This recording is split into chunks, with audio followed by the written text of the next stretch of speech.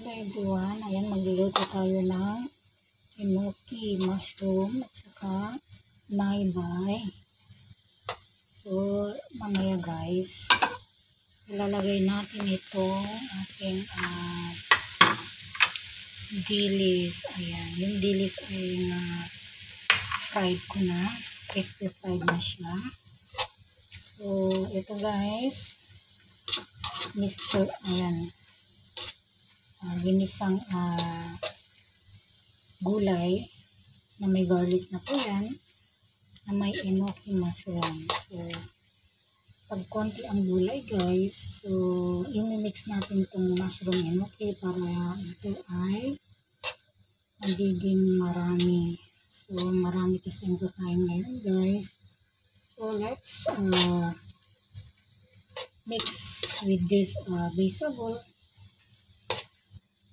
Ayan, i-mix ko na siya guys kasi luto na yung enoki mushroom. Ayan na guys.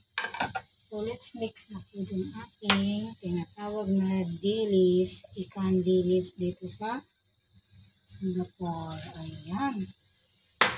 So nilagyan ko lang siya ng konting oyster sauce. Ayan. So ayan na guys ang ating gulay for today. Still cooking pa guys. Ayan. Gulay is light.